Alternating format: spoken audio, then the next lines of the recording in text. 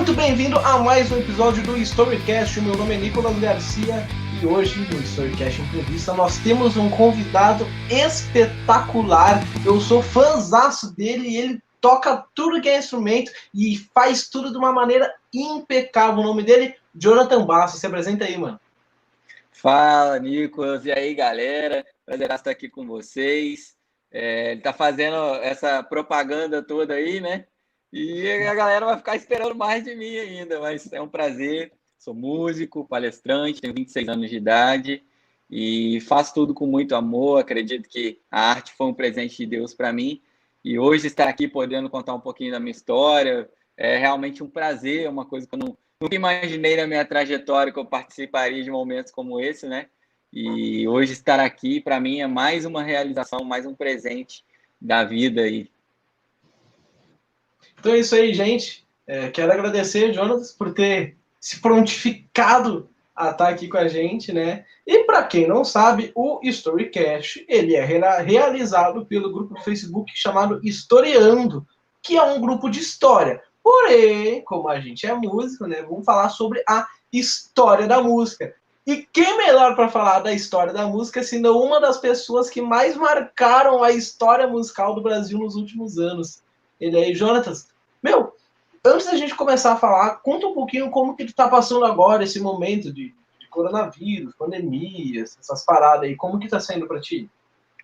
Cara, acredito que esse cenário que eu estou vivendo é a realidade do músico no Brasil hoje, né? Eu sou palestrante, eu faço alguns trabalhos também ministrando nas igrejas e, assim, tudo parou de repente e aquela galera que já estava preparada, que teve alguma condição, né, de preservar algumas coisas, de ter backup de equipamento, enfim, essa galera acabou conseguindo ter uma estrutura melhor nesse momento. E para mim, assim, está sendo difícil, como para todo mundo. O que tem salvado a pátria, eu posso dizer que são alguns contatos que eu fiz nos anos anteriores, né, de trabalhos, enfim. E acabei gravando alguns vídeos, fazendo gravações daqui de casa mesmo. Aí você manda para um, manda para outro, né? Aí vai entrando o nosso recurso para poder dar sequência no trabalho, porque a pandemia parou muita coisa, mas ela não pode parar o nosso estudo, ela não pode parar, né, a condição do nosso equipamento, que vive da música, que precisa do instrumento sempre alinhado ali. Então, assim, fácil não é, cara, mas a gente vai se adaptando e eu estou fazendo algumas coisas aqui que eu já não fazia há muito tempo, que é produzir mesmo, sentar, montar um playback inteiro, né, com tempo, com calma, estudar rock lead, sei lá. Eu estou correndo atrás de novo do que eu não estava tendo tempo, né?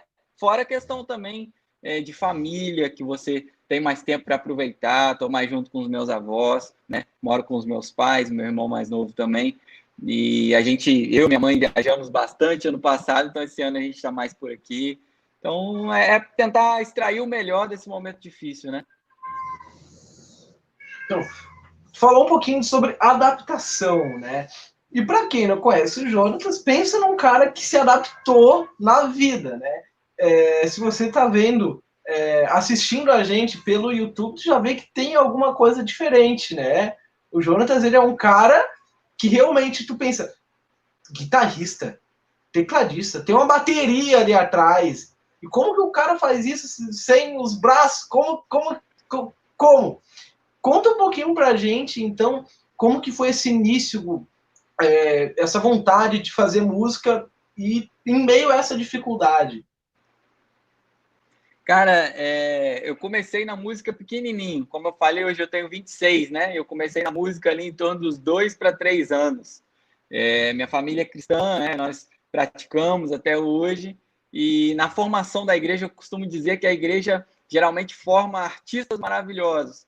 Não artistas no sentido de ser famoso ou de ter reconhecimento, enfim, mas no sentido de praticar algum tipo de arte, de se desenvolver, daquele despertar, né? Falar assim, pô, eu posso tocar, eu posso dançar, eu posso falar em público, coisa do tipo. E para mim, eu cantava na igreja ali, minha mãe me ajudava. Conforme eu fui crescendo, eu fui me interessando pela bateria, que foi o meu primeiro instrumento. Então, ali na idade de 3 para 4 anos, eu ganhei uma bateria de criança, o meu avô, os meus pais me deram, e tentaram amarrar a baqueta no meu braço, não deu certo, tentaram adaptar, não rolou.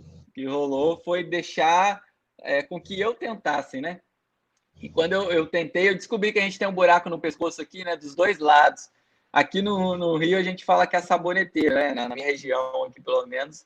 E ali que eu apoiava a baqueta e dava um movimento com a cabeça. Conforme eu fui crescendo, a bateria se tornou um instrumento mais difícil de tocar pela questão física, né? A coluna, principalmente. Aos 5 para 6 anos de idade, foi sempre assim, de uma idade para outra, né? Era nos aniversários que eu era presenteado. E eu comecei a me interessar pelo teclado. Meu avô me mostrou uns primeiros acordes ali, um dó maior, um fá, um sol, e já saí tocando a primeira musiquinha. E na época eu tocava o teclado com os pés, né? Quem acompanha o meu trabalho, se não acompanha, está registrado aí o meu Instagram, dá uma olhada lá. Hoje eu toco com os braços, com o queixo, e já é uma pegada diferente, né? Eu aprendi a usar o pedal de sustain de forma que supra a ausência dos outros dedos. Então, é uma forma também curiosa, né, de tocar, porque a gente estuda, aprende dó, mi, sol, e aí quando você vai estudar os voices, você vê que tem que apertar 10 teclas de uma vez, né? Então, é meio louco. E a guitarra, para fechar essa parte, eu me interessei porque desde criança eu gosto de rock. E quando você fala de rock, cara, você fala de guitarra. Não dá para separar uma coisa da outra. Então, eu ouvia... Meu primeiro CD, o primeiro CD que eu escutei, que eu lembro que eu escutei, foi Novo Som, que já trazia uma linha de rock and roll, um rock and roll mais melódico também, Catedral, e mais tarde, com 5 anos, Oficina G3. E aí eu pirei, né? CD O Tempo, na época, tinha acabado de lançar, e eu pirei com aquilo. Eu quero conhecer esse guitarrista, era o meu sonho de infância, né?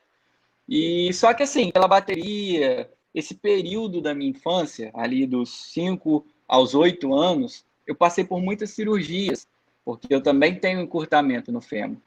Então, assim, não deu para mexer na guitarra antes. Mas aí, quando deu ali meus 14, 15 anos, voltando a ouvir a Oficina G3, ouvindo Além do que os Olhos Podem Ver, eu falei, cara, eu quero tocar guitarra. Eu quero tocar guitarra, vou tocar guitarra. E comecei a tentar aqui. Minha mãe tem uma Jennifer Magnum, guitarra de 80, mais ou menos, super antiga, nem funcionava captador direito mais, e eu ficava mexendo nela, pedia para minha mãe montar, e ela ficava sem fé nenhuma, né, que ia dar certo, que realmente uma loucura, né, cara? Coloca a guitarra no chão aí.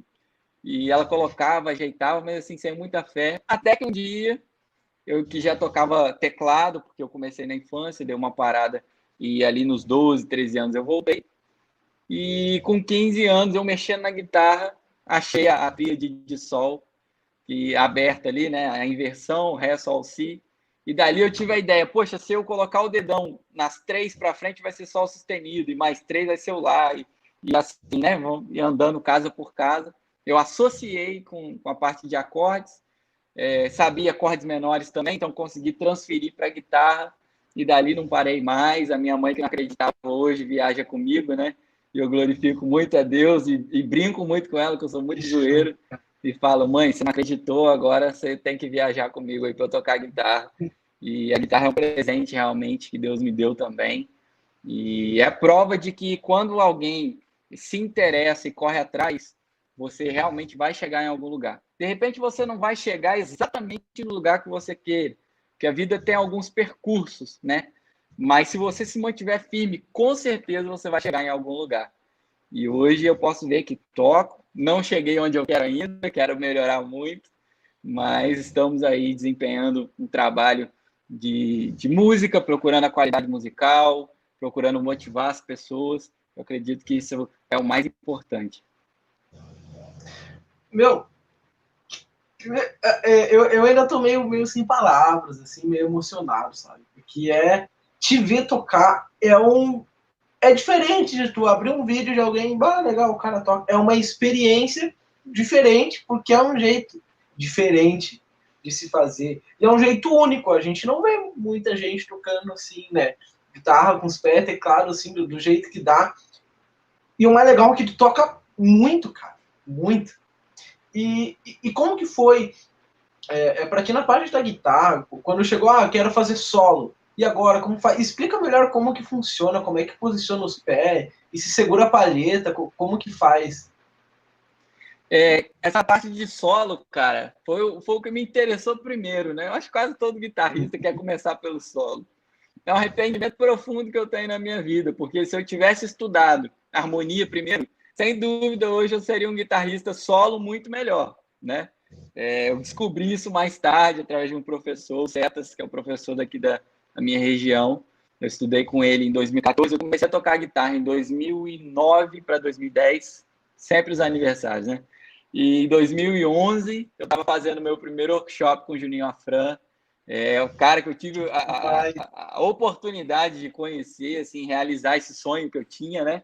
E não só conhecer de trocar ideia, mas também poder estar ali no palco, poder tocar com ele, aprender com ele, é uma referência gigantesca para mim até hoje, né? E só que aí, depois disso, depois que eu fui tendo esse contato com os profissionais, com a galera que já tem, né, anos de estrada, falei, cara, eu preciso estudar. E aí eu fui estudar em 2014, estudei por um ano, gostaria de ter estudado um pouco mais, fiquei nos estudos mais de casa, assim, né? Mas assim, sempre buscando evoluir.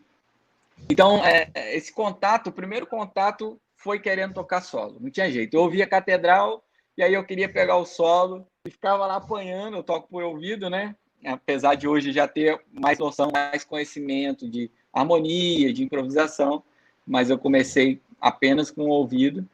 E a dificuldade de tocar guitarra com o pé, posso te falar, a questão do tamanho dos dedos. Eu acho que é onde mais pega para mim. Por quê?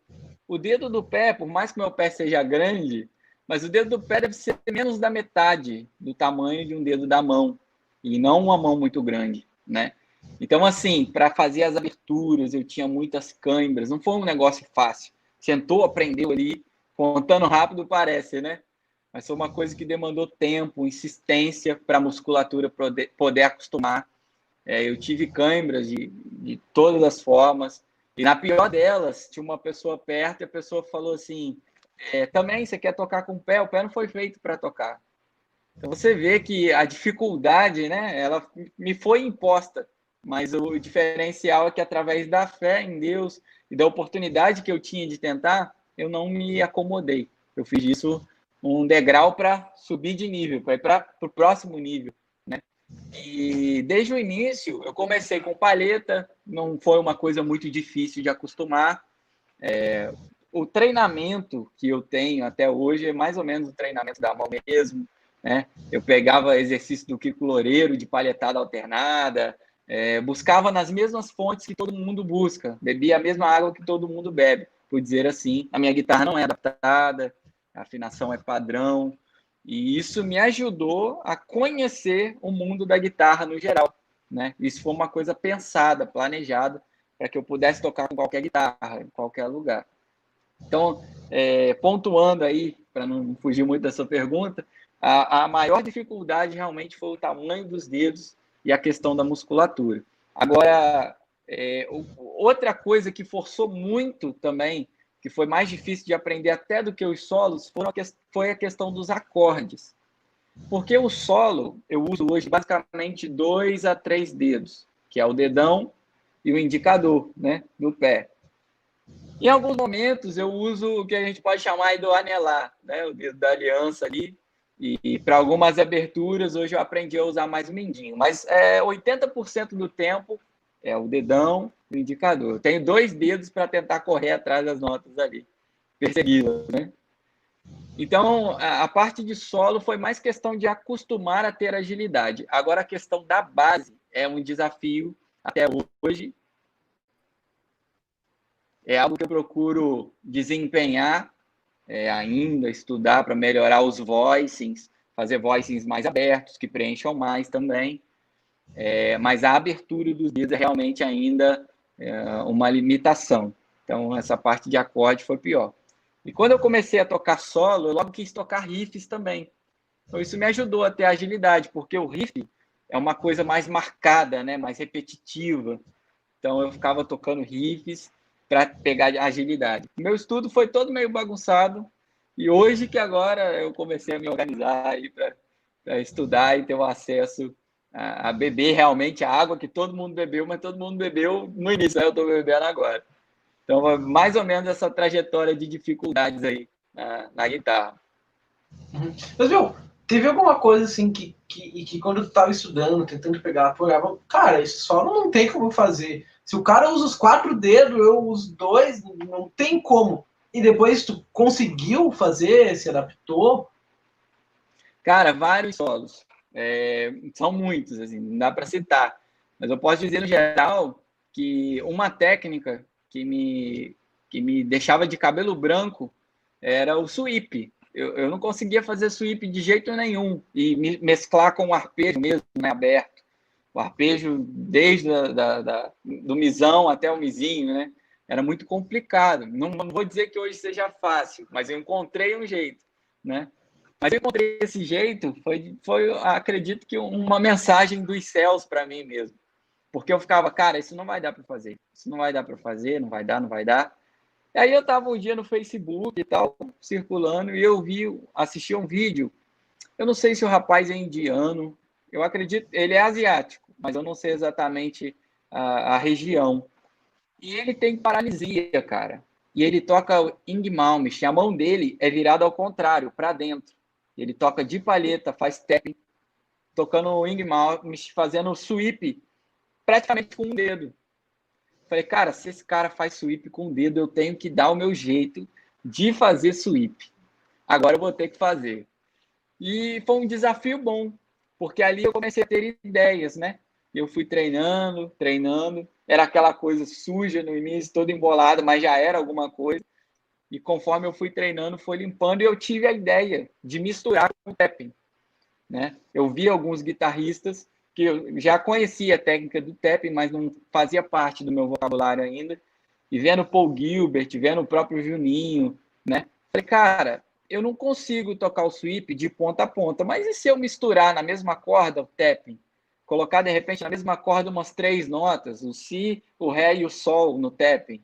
Eu acho que vai dar uma sonoridade legal, parecida, e vai ser o sweep, né? Porque a palheta vai descer, o arpejo vai soar arpejo. Então eu comecei a exercitar aquilo ali e acabou que foi bom. Eu desenvolvi o sweep e o arpejo, e o tapping, que é uma técnica que faz parte do meu vocabulário, justamente por às vezes precisar de 4 dedos, né? Às vezes você precisa de 4 dedos para fazer ali a questão. E aí quando o cara vem com 4 dedos mais o tapping, aí realmente já está no outro patamar, tem que estudar mais para chegar lá. Mas assim, dá para ter uma sonoridade bacana que expresse o que eu sinto. Então, esse momento eu achei que não ia dar, cara. Um solo que eu posso citar que eu achei que não ia dar de jeito nenhum é o solo do Tia Escolhido, Oficina G3, né? Eu cheguei a postar no YouTube. Infelizmente, eu passei por um processo recente aí, eu fui hackeado, perdi meu canal do YouTube. Até tô com esse canal agora, J Bastos Oficial, né? Ainda não postei nada, vou começar a soltar vídeos novos lá. Mas tinha o vídeo tocando Te Escolhi. Eu E era assisti. Esses dias eu procurei pra ver de novo, que volta e meia a gente, quero ver aquele vídeo de novo. E não achei, eu já ia te perguntar o que tinha acontecido. Infelizmente, o canal foi hackeado, agora tá com o símbolo louco da NASA lá, né? Mas eu vou começar a fazer algumas coisas, eu vou começar a repostar, a refazer mesmo alguns vídeos que eu postei, acredito que agora com mais qualidade, com mais técnica, com mais verdade no meu som, porque de lá para cá, né, graças a Deus, muitas coisas melhoraram. Então, eu quero refazer muita coisa. De repente, Tia Escolhi vai entrar lá de novo. Eu preciso dar aquela limpada que ficou muito tempo parado, né? Eu fiz um vídeo, nunca mais toquei a música, mas assim, eu quero retomar isso aí. Então foram solos, foi um solo, né? Um solo e uma técnica que realmente eu achei que não fosse possível e acabou no final dando tudo certo. Cara, tu disse que começou a tocar guitarra ali entre 2009, 2010, 2011, por aí, certo? E eu sei que participou do Ídolos em 2012, né? Como que foi que isso aconteceu? De onde é que veio a ideia? E o que aconteceu após isso? E como que isso influenciou na tua vida?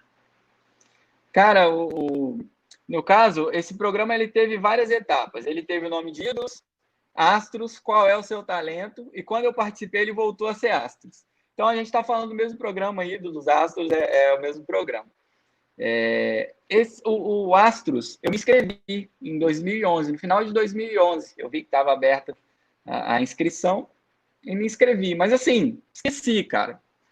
Fiz o cadastro e esqueci. E eu estava tocando guitarra aí basicamente 1 ano, quase 2 anos. E aí, em 2012, estava mais para o começo do ano, eu não sei se foi no final de 2011, no começo de 2012, o telefone toca, ó, a gente é daqui do SBT, a gente viu o seu cadastro, a gente fez uma pré-seleção aqui, manda alguma coisa sua aí. Aí fui, mandei, pô, legal, você está aprovado, vai ser tal dia, são 3 etapas, aí me explicaram como ia funcionar. E aí chega eu lá em São Paulo, né? Acho que foi foi o primeiro programa de TV que eu fui ao estúdio, porque até então eu tinha participado de alguns programas, como Hoje em Dia, programas regionais, mas eles sempre gravavam aqui em casa. Então esse eu fui para São Paulo mesmo, tal. E aí participei da primeira etapa com a música Pela Luz dos Olhos Teus. Depois eu tornei minha água toda aqui. Depois eu participei com a música If I Ain't Got You, da Alicia Keys, né? Tocando piano e depois no telão abri a guitarra. E na última edição eu toquei uma música do Bruno Mars, esqueci o nome agora, Just the Way You Are. Então foram 3 etapas, né? É como se fosse quartas de final, semifinal e final. E ali eu não fui o campeão, assim, de modo formal, né, cara? De receber o prêmio era 50 mil. Pô, seria legal 50 mil, né? Em qualquer época, em qualquer momento. Mas, infelizmente, eu não ganhei esse prêmio. Mas, através desse programa, outras emissoras começaram a me chamar, outros programas. Em 2013, eu participei do Melhor do Brasil. Em 2014, eu fui para a Argentina fazer como se fosse um remake, né, dessa edição do Astros com uma outra música no programa da Susana Jiménez, na Argentina. Em 2014 mesmo, eu fui para Sabrina. Então, assim, esse programa abriu portas. Eu vejo que foi como uma chave mesmo, um despertar. E ele ainda tem um gostinho especial para mim, porque quando eu falei que queria ser músico em 2011, meu pai ficou louco, né? Eu estudei a vida toda para ser médico, cara. Assim, desde do prézinho, o que você quer ser? Eu quero ser médico, eu quero ser médico. Eu quero mexer com a medicina robótica, porque para eu fazer cirurgias mesmo não daria, mas por um computador, né? Seria um jeito, um caminho. E aí, no último ano, em 2011, eu estava no terceirão, eu vou e falo, pai, eu quero ser músico. O investimento dos meus estudos, na verdade, não foram os meus pais que fizeram. Foi um médico do Rio de Janeiro, o doutor José Flávio, que me abençoou com os estudos desde a 4ª série e financiaria também a faculdade. Então, você fala, cara, não, eu vou ser músico. E depois, mais tarde, eu fui entender que era mais do que música, era motivar as pessoas, né? Era realmente um ministério, uma questão de levar uma mensagem, posso dizer assim. Então, E meu pai ficou louco ali em 2011. Só que quando eu toquei no Astros, né? Fui finalista lá em 2012. Meu pai falou, cara, você fez a escolha certa. Você fez uma boa escolha. Então, o Astros tem esse gostinho especial. Meu pai é um cara durão e tal, mas nesse momento ele reconheceu que a minha vida tem um propósito. Não era medicina, mas era realmente a alma das pessoas, né? Alcançar a alma, levar esperança, levar fé, paz, né? Então, o programa Astros realmente é uma chave para várias portas boas que se abriram na minha vida. Acredito que muitas outras virão. Amém, cara. Em nome de Jesus vai vir muitas outras. E, aliás, já viajou o Brasil inteiro e fora do Brasil também, né? Tu já foi para a Europa, é isso? Eu tive a oportunidade de... A minha primeira viagem internacional foi para a Argentina, né? Em 2014. Em 2016, eu estive em Londres, gravando um comercial para as Paralimpíadas. Qual era a ideia? Lá eles têm o Channel 4, que é como se fosse a Globo aqui, né? Um canal muito grande e tal. E o Channel 4 é tradição transmitir completamente os Jogos Paralímpicos. Então, esse comercial não era para o Brasil, esse comercial era para a Inglaterra, para o Reino Unido, de modo geral. Só que foi uma campanha tão bacana, chamada The Superhumans. A galera consegue achar aí os Super-Humanos no YouTube, em inglês. E foi uma campanha tão bacana que o pessoal do Brasil viu, reconheceu que eu era um artista brasileiro e estava lá. E eu fui convidado para poder tocar no encerramento das Paralimpíadas lá no Maracanã. Então foi de lá para cá, né? Não foi daqui para lá, foi de lá para cá o convite.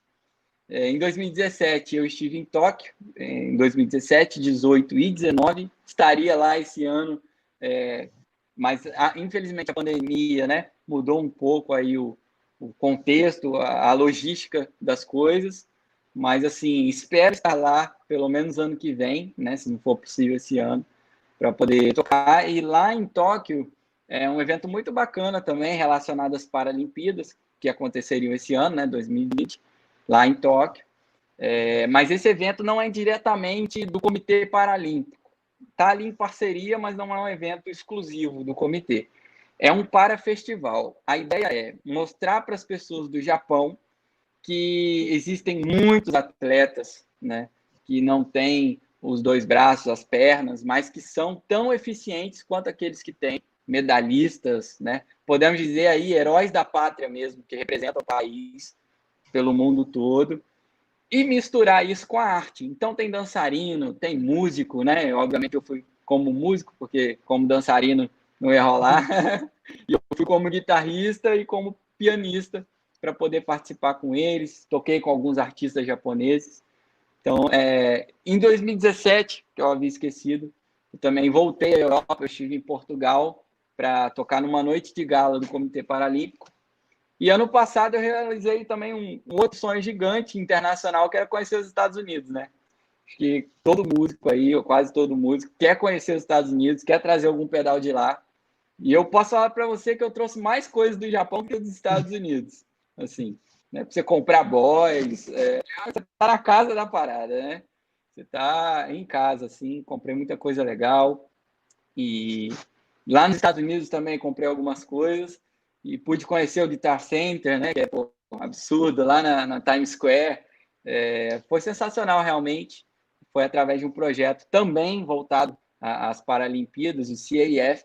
Eles arrecadam investimentos e tal para poder investir em próteses para a galera, para os atletas, né? Então, assim, Deus tem aberto muitas portas, cara. E eu sou muito grato e não quero que pare, eu quero continuar, eu quero melhorar para poder fazer jus, né? Eu nunca vou ser merecedor de todas essas portas, mas eu quero melhorar para tentar pelo menos elevar mais o nível e oferecer, né, algo de melhor para Deus, algo de melhor para as pessoas também. E hoje, então, tu vive exclusivamente da música. Vivo da música. Posso dizer que praticamente desde os meus 12, 13 anos, foi quando a gente começou a viajar, né, nas igrejas para contar o testemunho. Eu digo a gente porque eu, meu pai, minha mãe e meu irmão, na época eu tinha 12 anos e ele era criancinha, tinha uns 3 anos mais ou menos. Estou com preguiça de fazer conta aqui, mas a diferença é mais ou menos isso, 8 a 9 anos. E com 7 anos ele começou na batera, então desde criancinha a gente tem essa influência, né, da igreja, da arte. Então, dos meus 12 para frente ali, eu já venho tocando nas igrejas, e o meu irmão também, com 7 anos ali, começou pequenininho, ainda tocamos juntos, apesar da pandemia, diminuiu muito, né? Mas esse momento também está sendo um momento para a gente poder focar mais um pouco na nossa igreja mesmo, que já é líder do Ministério de Louvor, e eu sou músico dele, né? Você vê o mais novo liderando o mais velho, e no outro Ministério de Louvor que a gente faz parte, que é de todo o campo, né? A Misericórdia, eu sou líder de louvor e ele é meu batera, né? Líder dos músicos, na verdade, e ele é meu batera. Então a gente foi crescendo nesse ambiente e vivendo da arte que Deus deu para a gente realmente desde a adolescência ou desde a infância. São muitos anos aí aprendendo e tem muita coisa para aprender ainda. Já tem aí a gig e família, já onde vai tocar já leva o batera junto. A gig é família. Quando vai um baixista, é um primo também. Aqui é tudo família. A influência dos dois lados, né? Tanto da minha mãe quanto do meu pai. Tem muito músico, tem músico para dar e vender aí. Mas que se voltou realmente à profissão, por enquanto, até agora, vamos eu e meu irmão mesmo. E na igreja, atualmente, você está tocando teclado só, né? Eu tenho tocado mais teclado pelo nosso formato de ministério, né? A igreja, apesar de ter muitas pessoas que cantam e tal, mas não tem tantas pessoas que tocam. Então, quando vem alguém, sai uma música, vai fazer o teclado, aí eu vou para a guitarra. Mas, geralmente, eu gosto de segurar com o teclado, porque eu acho que preenche melhor, contextualiza melhor com aquilo que está sendo feito, né? Baixo, bateria e um teclado para segurar as harmonias. Agora, quando eles dão bobeira lá, abrem uma brecha, aí eu levo a guitarra para tocar um rock and roll lá, pelo menos de vez em quando, né? De vez em quando tem que ter, né? Mas, meu, muito obrigado. Ainda não acabou, mas muito obrigado de verdade. Novamente te agradeço por estar aqui com a gente. Meu, e você, então, com toda essa experiência, toda essa bagagem, com isso que a gente vê de especial que tu tem, e que eu acredito que isso seja algo, um dom realmente que Deus te deu, o que tu tem a dizer pro pessoal que está começando e que está meio perdido, meio assim, sem saber o que fazer, e tanto no meio técnico, no estudo do instrumento em si, e também no meio profissional, de como lidar com marca, essas coisas, o que tu tem para dizer? Cara, na parte técnica, o que eu posso instruir a galera, que são os meus arrependimentos, cara, se você pode ter um professor agora, tenha um professor. Tenha alguém que vai te cobrar, que vai ser sincero. Também não precisa ser o cara que vai te perseguir, né? Mas tem que ser o cara que vai ser sincero com você.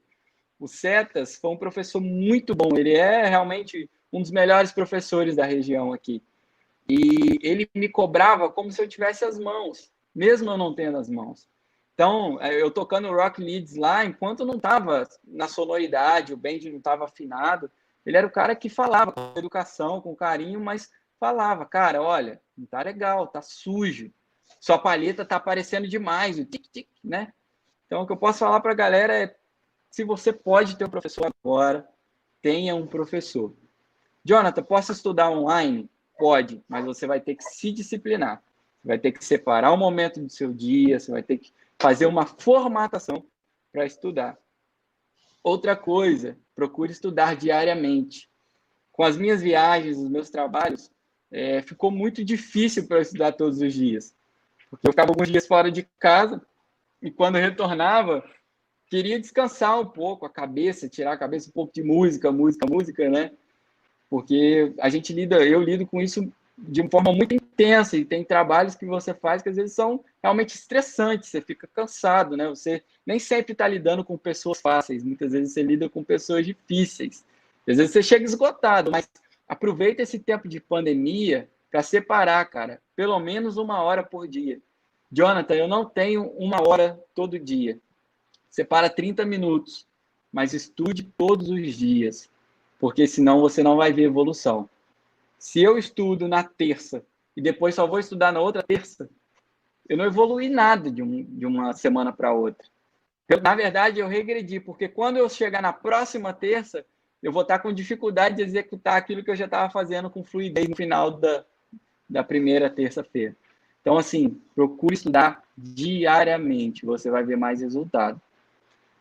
Tem muitas dicas para dar e eu não quero me alongar muito, né? Mas a galera que quiser pode me procurar, pode perguntar, eu estou à disposição para tirar dúvida. Agora, nesse cenário de trabalho mesmo, profissional, eu vou dizer que esse trabalho de casa vai refletir muito. Se você é um cara que estuda todo dia, se você é um cara disciplinado. Agora, existem algumas dicas também que eu posso dar que não estão diretamente ligadas à música, mas estão ligadas muitas vezes à personalidade. Às vezes o cara toca muito, mas ninguém consegue ficar 10 minutos perto dele. O cara só reclama, só fala de crise, o cara fica vendo o jornal o dia inteiro e chega no ouvido do outro para desabafar, né? E só fala das tragédias. Cara, seja uma pessoa agradável, seja uma pessoa que os outros gostem de estar com você, que eles queiram a sua companhia. O cara que chega, anima a galera, às vezes o clima tá meio pesado, né? E você chega, anima. Também não precisa ser aquele cara maluco, que, pô, às vezes é um momento de reflexão e você tá brincando, né? Mas eu vejo que quem nós somos como pessoa também conta muito para você fazer parte de uma gig. Tem lugares que eu posso dizer que eu toquei, pela graça de Deus, que tinham outros artistas que poderiam ter tocado, fora do Brasil, inclusive, né? E pelo propósito de Deus eu fui escolhido, não vejo merecimento em mim. mas vejo que se você tem uma conduta, uma ética, você sabe tratar as pessoas, você sabe agir mediante as circunstâncias, você chega no ensaio, no horário, você não fica tomando todo o tempo para passar o seu som, para timbrar, né? Às vezes o cara leva aquele equipamento gigante para uma gig que não demanda tanta coisa, sabe? Às vezes você também leva um equipamento muito simples para uma gig que você precisa de uma coisa melhor. Então, assim, tem muitas coisas que giram em torno de fazer parte de uma gig. Mas, dentre elas, que eu posso citar aqui, é isso. Quem você é como pessoa, como você trata as pessoas, você saber que você não passa som sozinho, você saber que a banda que tem que sobressair não é a guitarra, não é o baixo, mas é a banda que vai conversar, que vai falar. Isso tudo vai contar muito. Então, em resumo, eu posso te dizer, em todos os âmbitos, seja um cara agradável. Se você for agradável e tocar bem, com certeza você vai fazer parte das gigs aí, as pessoas vão gostar de te chamar. Meu, muito obrigado de verdade. Pro pessoal que tá te conhecendo agora, como que eles vão fazer para te achar no YouTube, no Instagram, nas redes sociais? Bom, o meu YouTube e o meu Instagram é jbastosOficial. Eu mudei a nomenclatura justamente por causa do problema do canal, né? Então agora eu coloquei jbastosOficial. Então, tanto no Instagram quanto no YouTube, vocês vão conseguir me encontrar lá. E eu lembrei aqui que você tinha perguntado para a galera que está começando, vale a pena dizer a questão da perseverança, né? De você não desistir porque não está saindo no primeiro mês, porque não está saindo no segundo mês. Eu costumo falar assim, o que um bebê de 1 ano faz? Pouquíssimas coisas, né? E a gente acha lindo, maravilhoso. Mas, assim, ele faz poucas coisas. Então, um músico de 1 ano, a menos que seja um fenômeno extraordinário realmente, ele vai fazer poucas coisas, ele vai ter limitações. Então, não desista no primeiro ano, não desista no segundo, não desista no quinto, no 10º, no 20º. O segredo da música é a perseverança. Aliás, morreu há pouco tempo o Ed Van Halen, né? E ele era um cara que sempre dizia nunca pare de estudar, nunca pare de treinar e principalmente nunca pare de tocar, né? Infelizmente a gente teve essa perda aí e foi um cara que revolucionou o mundo da guitarra, né? Desde as adaptações, Humbucker, Floyd Rose, tudo isso, né? Strato, enfim, um grande nome que se foi, mas a gente aprende com essas pessoas o quanto é importante a gente não parar, a gente não estacionar no tempo, né? Então, para você que se interessou pela história do Jonas, se tu jogar o nome dele no YouTube, já vai ter um monte de vídeo, vai ter as participações dele no Astros, em outros programas de entrevista, no... Como é que é o nome do Tocando a Vida, do Juninho Afran também, que o Jonas participou, tá? Tem vídeos dele no YouTube tocando, tem um Instagram dele que tem tudo que tu possa ver, e que ele seja uma fonte de inspiração para você que é músico, e para você que também não é músico, que isso vale para todas as áreas da vida, além de tocar guitarra, ele também precisa fazer as atividades normais que todo mundo faz, né? Então, o Jonatas é uma inspiração para tudo e para todos a todo momento, né? Então siga ele aí nas redes sociais, já vai se inscrevendo no canal do YouTube dele. Para você que não me conhece também, me segue @Nicolas Garcia, Garcia com 2 Cs, jogar Nicolas Garcia em tudo aí, no Facebook, no Instagram, no YouTube, no Spotify, se quiser ouvir meu som também, tá tudo lá. É só ouvir a gente. E também siga o Storycast no Instagram, né, para ficar atualizado, tem um conteúdo exclusivo lá, uns stories que rolam diferente aí, anúncio das próximas entrevistas, dos próximos episódios. Fique por dentro também do Historiando, que são os nossos realizadores lá no Facebook, só jogar Historiando que aparece. E é isso aí, gente, muito obrigado a você que assistiu e nos ouviu até agora. Você que está nos ouvindo é o grande motivador de tudo isso estar acontecendo. Muito obrigado, Jonas, pela participação. E é isso, gente. Até o próximo episódio.